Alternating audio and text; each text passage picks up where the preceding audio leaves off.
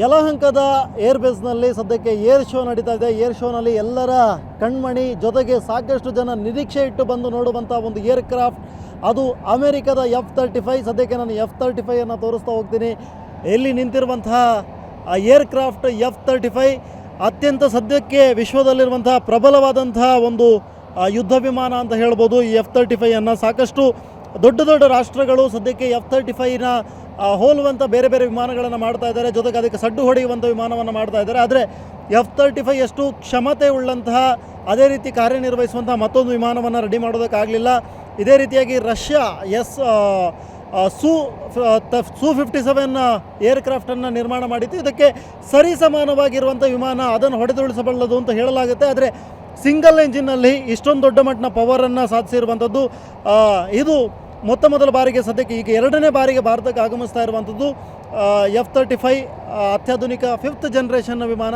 ಸದ್ಯಕ್ಕೆ ಇದರ ಮೇಲೆ ಸಾಕಷ್ಟು ನಿರೀಕ್ಷೆ ಇದೆ. ಭಾರತ Su-57 ಖರೀದಿಸೋದು ಅಥವಾ F-35 ಖರೀದಿಸೋದು ಅನ್ನುವಂಥ ನಿಟ್ಟಿನಲ್ಲಿ ಸಾಕಷ್ಟು ನಿರೀಕ್ಷೆಗಳಿದೆ. ಸದ್ಯಕ್ಕೆ ಇದೆಲ್ಲದರ ಬಗ್ಗೆ ನಮ್ಮ ಜೊತೆಗೆ ಮಾತನಾಡ್ತಾರೆ ರಕ್ಷಣಾ ವಿಶ್ಲೇಷಕರಾಗಿರುವಂಥ ಗಿರೀಶ್ ಲಿಂಗಣ್ಣನವರು. ಅವ್ರು ನಮ್ಮ ಜೊತೆಗಿದ್ದಾರೆ. ಸರ್, ಈಗ F-35 ನೋಡ್ಕೊಂಬಂದ್ವಿ ನಾವು.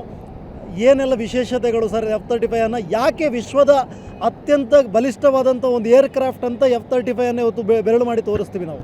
ನೋಡಿ, ಈಗ ಎರಡು ಕಾಂಪಿಟೇಷನ್ ಬಂದಿದೆ. ಎರಡು 5th ಜನರೇಷನ್ ಇದೆ, ಮೊದಲ ಬಾರಿಗೆ ಬಂದಿರೋದು. ಸೊ F-35 ಬಂದಿದೆ, Su-57 ಬಂದಿದೆ. Su-57 ಅವರು 5ನೇ ತಲೆಮಾರಿಂದು ರಷ್ಯಾದು, F-35 ಬಂದು ಲಾಕ್ಹೀಡ್ ಮಾರ್ಟಿನ್ ಅಮೇರಿಕಾದು. F-35 ಬಂದು ಸಿಂಗಲ್ ಇಂಜಿನ್ ಏರ್ಕ್ರಾಫ್ಟು, Su-57 ಬಂದು double engine. So single engine ಇರೋದ್ರಿಂದ ಇದ್ರ ಥ್ರಸ್ಟ್ ಬಂದು ಕಮ್ಮಿ ಇರುತ್ತೆ. ಥ್ರಸ್ಟ್ ಅಂದರೆ ಪುಷಿಂಗ್ ಫೋರ್ಸ್, ಅದು ಬಂದು 191 ಕಿಲೋ ನ್ಯೂಟನ್ಸ್ ಇರುತ್ತೆ. F-135 ಅಂತ ಇಂಜಿನ್ ಇದಕ್ಕೆ ಅಳವಡಿಸಿರ್ತಾರೆ, ಸಿಂಗಲ್ ಇಂಜಿನ್. ಬಟ್ ಇದರಲ್ಲಿ ಏನಪ್ಪ ಅಂದರೆ ಸ್ಟೆಲ್ತ್ ಫೀಚರ್, ಅಂದರೆ ರೆಡಾರ್ಗೆ ಕಾಣೋದೇ ಇಲ್ಲ ಈ ಏರ್ಕ್ರಾಫ್ಟ್. ಕಂಪೇರ್ ಟು Su-57 ಇದು ರೆಡಾರ್ಗೆ ಕಾಣೋದೇ ಇಲ್ಲ. ಆಮೇಲೆ ಇನ್ನೊಂದು ವೇರಿಯಂಟ್, ಒಂದು 3 ವೇರಿಯಂಟ್ ಇದೆ. ಒಂದು ವೇರಿಯಂಟಲ್ಲಿ ಇದು ವರ್ಟಿಕಲ್ ಟೇಕ್ ಆಫ್ ಆಗುತ್ತೆ, ಅಂದರೆ ರನ್ವೇನೇ ಬೇಡ, ಆಗಲೇ ವರ್ಟಿಕಲ್ ಟೇಕ್ ಆಫು ಇದೆ ಇದರಲ್ಲಿ. ಸೊ ಇದೊಂದು ಭಾಳ ಅನುಕೂಲವಾದ ಒಂದು ಫೀಚರ್ಸ್ ಇದೆ ಇದರಲ್ಲಿ. ಮತ್ತು ಇದರಲ್ಲಿ ಏವಿಯಾನಿಕ್ಸು ಭಾಳ ಅಡ್ವಾನ್ಸ್ಡ್ ಏವಿಯಾನಿಕ್ಸ್ ಇದೆ. So avionics to the ground communication, avionics to the ಪಕ್ಕದಲ್ಲಿರೋರಿಗೆ, ಅಂದರೆ the pilot, the neighbouring pilot, ಅವ್ರ ಕಮ್ಯುನಿಕೇಷನ್ಸು ಅದೆಲ್ಲ ಭಾಳ ಅಡ್ವಾನ್ಸ್ಡ್ ಆಗಿದೆ F-35 ಸೊ F-35 ಅಂತ ನಾವು ತಗೊಂಡ್ರೆ we should select F-35 because of its stealth nature, more stealth compared to the Su-57 and advanced avionics. ಆಮೇಲೆ the design is so nice that it is so stealth, it is very difficult for a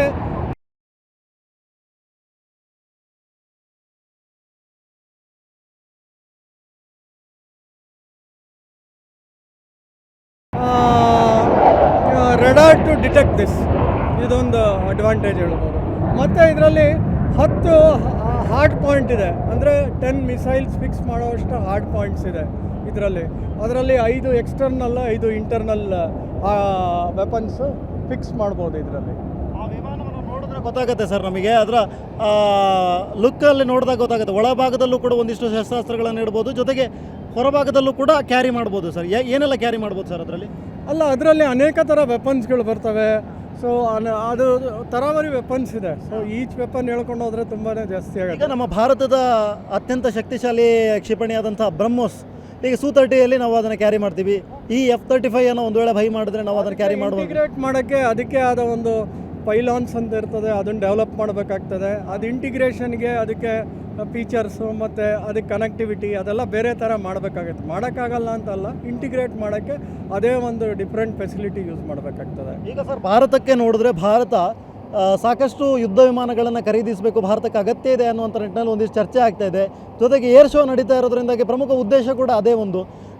ನಾವೀಗ Su-57 ಹೋಗ್ತೀವಾ ಅಥವಾ F-35 ಹೋಗ್ತೀವಾ ಅನ್ನುವಂಥದ್ದು ಕೂಡ. F-35 ಈಗ ಅಮೆರಿಕನ್ಸೇ ಜಾಸ್ತಿ use ಮಾಡ್ತಿಲ್ಲ. ಏನಕ್ಕೆ ಅಂದರೆ ನೋಡಿ, F-35 1 ಅವರ್ ನೀವು ಚಾಲನೆ ಮಾಡಬೇಕಾದ್ರೆ 35 ಲಕ್ಷ ರೂಪಾಯಿ ಖರ್ಚಾಗುತ್ತೆ. 1 ಅವರ್ ನೀವು ಫ್ಲೈ ಮಾಡಿದ್ರೆ ನಮಗೆ ವೆಚ್ಚ ಆಗ್ತಾ ಇರೋದು 35 ಲಕ್ಷ ರೂಪಾಯಿ. ಆಮೇಲೆ ಈಗ ಅದ್ರ ಕಾಸ್ಟ್ ಕಮ್ಮಿ ಮಾಡಿದ್ದಾರೆ. ಹತ್ತತ್ರ 800ರಿಂದ 900 ಕೋಟಿ ಇರ್ಬೋದು. ಇವಾಗ ನಮ್ಮ ಮಾರ್ಕ್ LCA ಮಾರ್ಕ್ 1 ತೊಗೊಂಡ್ರೆ 200-250 ಕೋಟಿ, ಮಾರ್ಕ್ 1A ತೊಗೊಂಡ್ರೆ 300 ಕೋಟಿ. ನಾವು ಮಾರ್ಕ್ 2 ಮಾಡ್ತಾಯಿದ್ದೀವಿ, ಅದು ಒಂದು 400-450-500 ಕೋಟಿ ಒಳಗಿರುತ್ತೆ. ಬೇರೆ ಅದು ತಗೊಂಡ್ರೆ ಹತ್ತತ್ರ ಆಲ್ಮೋಸ್ಟ್ ಡಬಲ್ ಕೊಡ್ತೀವಿ. ಆಮೇಲೆ ಪ್ರತಿ ಒಂದೊಂದು ಕಾಂಪೊನೆಂಟ್ಗೂ ನಾವು ಅಮೇರಿಕನ್ಸ್ ಮೇಲೆ ಡಿಪೆಂಡ್ ಆಗಬೇಕಾಗತ್ತೆ. ಈ ಒಂದು ಏವಿಯಾನಿಕ್ಸ್ ಪ್ರಾಬ್ಲಮ್ ಆಗಲಿ, ಒಂದು ಅಪ್ಗ್ರೇಡೇಷನ್ ಮಾಡೋಕ್ಕಾಗಲಿ, ಎಲ್ಲನೂ ನೀವು ಅಮೇರಿಕಾ ಮೇಲೆ ಡಿಪೆಂಡ್ ಆಗುತ್ತೆ. ಅಲ್ಲಿಂದ ತಗೊಂಡ್ರೆ ಅವ್ರ ಜೊತೆ ಮದುವೆ ಆದಂಗೆ 40 ವರ್ಷ ಒಂದು ಏರ್ಕ್ರಾಫ್ಟ್ ಆಯಿಸು, ಹತ್ತತ್ರ 6000 ಅವರ್ಸ್ ಇರುತ್ತೆ ಒಂದು ಏರ್ಕ್ರಾಫ್ಟ್ ಆಯಿಸು. ಸೊ ಹತ್ತತ್ರ 20ರಿಂದ 40 ವರ್ಷದ ತನಕ ಮ್ಯಾನೇಜ್ ಮಾಡ್ತಾರೆ ಏರ್ಕ್ರಾಫ್ಟ್ನ. ಸೊ ಅಷ್ಟು ವರ್ಷವೂ ನಾವು ಅಮೇರಿಕಾ ಮೇಲೆ ಅವಲಂಬಿತವಾಗಿರಬೇಕು. ಮತ್ತು ಕಾಸ್ಟು ಜಾಸ್ತಿ ಇರೋದ್ರಿಂದ, ಮತ್ತು maintenance because of advanced avionics ಇರೋದ್ರಿಂದ ಮೇಂಟೆನೆನ್ಸ್ ಕಾಸ್ಟು ಜಾಸ್ತಿ ಇರೋದ್ರಿಂದ ಆದಷ್ಟು ನಾವು F-35 ಹೋಗಲ್ಲ. Su-57ಗೂ ಹೋಗೋ ಡೌಟ್ ಇದೆ. ಯಾಕಂದರೆ ಅವರು ಇನ್ನೂ ಜಾಸ್ತಿ ಪ್ರೊಡಕ್ಷನ್ ಮಾಡಿಲ್ಲ. ಎಷ್ಟು ಖರ್ಚು ಬರುತ್ತೆ, ಫ್ಲೈಯಿಂಗ್ ಅವರ್ ಕಾಸ್ಟ್ ಎಷ್ಟು, ಅದೆಲ್ಲ ನೋಡಬೇಕಾಗ್ತದೆ. ಸೊ ಅದೆಲ್ಲ ನೋಡಿಕೊಂಡು ಆಮೇಲೆ ಡಿಸಿಷನ್ ತೊಗೋತಾರೆ. ಈಗ 5th ಜನರೇಷನ್ 2 ವಿಮಾನ ಏರ್ಕ್ರಾಫ್ಟ್ಗಳನ್ನು ನೋಡಿದ್ವಿ. ಜೊತೆಗೆ ನಮ್ಮ ಭಾರತದ ಆಮ್ಕಾ ಬರ್ತಾ ಇದೆ, 5th ಜನರೇಷನ್ ಮತ್ತೊಂದು ವಿಮಾನ. ಇದು ಈ 2 ವಿಮಾನಗಳಿಗೂ ಕೂಡ ಕಾಂಪಿಟೇಟ್ ಕೊಡ್ಬೋದಾ ಅಂತ? ಆಮ್ಕಾ ಇನ್ನೂ ನಾವು ಡಿಸೈನ್ ಸ್ಟೇಜಲ್ಲಿದ್ದೀವಿ. ನಾವಿನ್ನೂ ಆಮ್ಕಾ ಬರೋ ಅಷ್ಟರಲ್ಲಿ 2035-36 ಆಗ್ಬೋದು. ಇವರಾಗಲೇ ಅಮೇರಿಕನ್ಸ್ 6ನೇ ಜನ್ರೇಷನ್ ಬಗ್ಗೆ ಮಾತಾಡ್ತಾ ಇದ್ದಾರೆ. ಗೊತ್ತಿಲ್ಲ ಇನ್ನು ಯಾವ ಥರ ಡಿಸೈನ್ ತೊಗೊಂಬರ್ತಾರೆ ಏನು ಅಂತೆಲ್ಲ ಗೊತ್ತಿಲ್ಲ. So we have to wait and watch. Complete design ಆಗಿ ಪ್ರೋಟೋಟೈಪ್ ಮಾಡಲ್ ಬರೋ ತನಕ ನಮ್ಗೆ ಗೊತ್ತಾಗಲ್ಲ ಯಾವ ಥರ ಬರುತ್ತೆ ಅಂತ. ಸೊ ಕಾದು ನೋಡಬೇಕಾಗ್ತದೆ. ಆಮೇಲೆ ಇದ್ರ ಸ್ಪೀಡ್ ಬಂದು 1900 km/h ಇರುತ್ತೆ. ಮತ್ತು without refuelling it can travel up till 2200 km ತನಕ ಹೋಗ್ಬೋದು.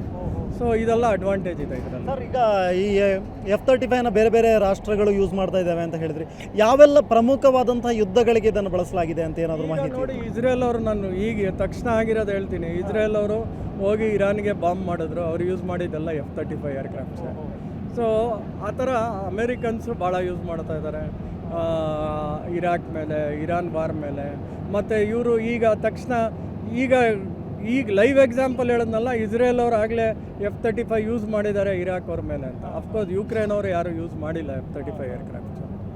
ಸರ್, ಈಗ ರೀಸೆಂಟಾಗಿ ಮತ್ತು ಪೈಲಟ್ ಸೇಫ್ಟಿ ಬಗ್ಗೆ ಇದರಲ್ಲಿ ಹೇಳೋದಾದರೆ, ರೀಸೆಂಟಾಗಿ ಒಂದು ಅಮೆರಿಕದ ಅಲಾಸ್ಕಾದಲ್ಲಿ ಒಂದು ಆಕ್ಸಿಡೆಂಟ್ ಆಗುತ್ತೆ F-35. ಆ ಸಂದರ್ಭದಲ್ಲಿ ಪೈಲಟ್ ಸೇಫಾಗಿ ಅದನ್ನು ಕೆಳಗಡೆ ಲ್ಯಾಂಡ್ ಆಗುವಂಥ ವಿಡಿಯೋ ರೀಸೆಂಟಾಗಿ ವೈರಲ್ ಆಗಿತ್ತು. ಹೌದು, ಅದರಲ್ಲಿ ಅದು ಇನ್ನೂ ಇನ್ವೆಸ್ಟಿಗೇಷನ್ ನಡೀತಾ ಇದೆ ಏನಕ್ಕೆ ಅಂತ. ಅದಕ್ಕೋಸ್ಕರ ಇವರು ಫ್ಲೈ ಪಾಸ್ಟ್ ಅಂದರೆ ಫಾರ್ಮೇಷನ್ ಫ್ಲೈಯಿಂಗ್ ಎಲ್ಲ ಇವರು ಮಾಡೋಕ್ಕೆ ಹೋಗಲಿಲ್ಲ. ಜಸ್ಟ್ ಬರೇ ಒಂದೇ ಏರ್ಕ್ರಾಫ್ಟ್ ಮಾತ್ರ they are just testing year ನಮ್ಮ ಜನಕ್ಕೆ ತೋರಿಸ್ತಾ ಇದ್ದಾರೆ. ಫ್ಲೈ ಪಾಸ್ಟ್ ಇತ್ತು, ಫಾರ್ಮೇಷನ್ ಫ್ಲೈಯಿಂಗ್ ಎಲ್ಲ ಮಾಡಬೇಕು ಅಂದ್ಕೊಂಡಿದ್ದಾರೆ F-35 ಅವರು. ಸೊ ಈ ಆಕ್ಸಿಡೆಂಟ್ ಆದಾಗ ಏನಕ್ಕೆ ಆಕ್ಸಿಡೆಂಟ್ ಆಯಿತು ಏನು ಅದ್ರ ಬಗ್ಗೆ ಇನ್ನೂ ತನಿಖೆ ನಡೀತಾ ಇದೆ. ಆಮೇಲೆ F-35 ತರಲ್ಲ ಅಂತಲೇ ಇದ್ದರು. ಬಟ್ ಕೊನೆ ಮೂಮೆಂಟಲ್ಲಿ Su-57 ಬಂದಾಗ ಅವ್ರ ಮನ್ಸು ಏನು ಚೇಂಜ್ ಆಯಿತೋ ಗೊತ್ತಿಲ್ಲ, ತಗೊಂಬಂದಿದ್ದಾರೆ ಅಷ್ಟೇ. ಈಗ ನಾವು ಪಾಕಿಸ್ತಾನದ ಬಳಿ F-16 ಇದೆ ಸರ್. ನಾವೀಗ ಇದನ್ನು ಪರ್ಚೇಸ್ ಮಾಡಿದ್ರೆ ನಮಗೆ ಅದು ಒಂದಿಷ್ಟು ಬಲ ಕೊಡ್ಬೋದು ಅಂತ ಅನಿಸುತ್ತಾ, ಹೇಗೆ? ಖಂಡಿತ 5th ಜನರೇಷನ್ ಇರೋದು ಯಾವತ್ತಿದ್ರೂ ಬಲ ಕೊಟ್ಟೇ ಕೊಡುತ್ತೆ. ಸೊ 5th ಜನರೇಷನ್ ಯಾವಾಗಲೂ ಬಲ ಕೊಟ್ಟೇ ಕೊಡುತ್ತೆ, ಖಂಡಿತ ಕೊಡುತ್ತೆ. ಇದು ಅಡ್ವಾನ್ಸ್ಡ್ ಏರ್ಕ್ರಾಫ್ಟ್, ಖಂಡಿತ ಬಲ ಕೊಡುತ್ತೆ. ಬಟ್ ಹಂಗೆ ಅಂದ್ಬಿಟ್ಟು ನಾವು ಯಾರ ಹತ್ರ ನಾವು ಪರ್ಚೇಸ್ ಮಾಡಿಕೊಂಡ್ರೆ ಅವ್ರ ಹತ್ರನೇ ನಾವು ಪ್ರತಿಯೊಂದು ಸಣ್ಣ ಕಾಂಪೊನೆಂಟ್ಗೂ ಅವ್ರ ಮೇಲೆ ಅವಲಂಬಿತವಾಗಿರ್ಬೇಕು. Okay sir, thank you so much sir ನಮ್ಮ ಜೊತೆ ಮಾತನಾಡಿದ್ದಕ್ಕೆ. ಸದ್ಯಕ್ಕೆ ಇದು ಅಮೆರಿಕದ ಪ್ರಬಲವಾದಂಥ ಫೈಟರ್ ವಿಮಾನ F-35 ಬಗ್ಗೆ ಮಾಹಿತಿ, ಸಾಕಷ್ಟು ರೀತಿಯಾದಂಥ ಮಾಹಿತಿಯನ್ನು ಕೊಟ್ಟರು. ಜೊತೆಗೆ ನಾವು ಭಾರತೀಯರು F-35 ಅನ್ನು ಒಂದು ವೇಳೆ ಪರ್ಚೇಸ್ ಮಾಡಿದ್ರೆ ಅದರ ಪ್ರತಿಯೊಂಒಂದು ಐಟಮ್ಗಳಿಗೋಸ್ಕರ, ಬಿಡಿಭಾಗಗಳಿಗೋಸ್ಕರ ಡಿಪೆಂಡೆಂಟ್ ಆಗಬೇಕಾಗತ್ತೆ ಅಮೇರಿಕದ ಜೊತೆಗೆ. ಹಾಗಾಗಿ ಭಾರತ ಸದ್ಯಕ್ಕೆ ಆಮ್ಕಾವನ್ನು ಪ್ರೊಡ್ಯೂಸ್ ಮಾಡ್ತಾ ಇದೆ. 2035 ವೇಳೆಗೆ ಭಾರತದಲ್ಲಿ AMCA ಅನ್ನುವಂಥ ಒಂದು ವಿಮಾನ 5th ಜನರೇಷನ್ ವಿಮಾನ ಲಾಂಚ್ ಆಗುತ್ತೆ. ಅದು ಕೂಡ ಇದಕ್ಕೆ 5th ಜನರೇಷನ್ ವಿಮಾನಗಳಿಗೆ ಸರಿ ಹೊಂದುವಂಥ ಫೈಟನ್ನು ಕೊಡ್ಬೋದು ಅನ್ನುವಂಥ ಮಾತುಗಳನ್ನು ಕೂಡ ಹೇಳಿದ್ರು. ಕ್ಯಾಮ್ರಾ ಪರ್ಸನ್ ನವೀನ್ ಪೂಜಾರಿ ಜೊತೆ ಸ್ವಸ್ತಿಕ ನ್ಯಾಡಿ, ಏಷ್ಯಾನೆಟ್ ಸುವರ್ಣ ನ್ಯೂಸ್, ಬೆಂಗಳೂರು.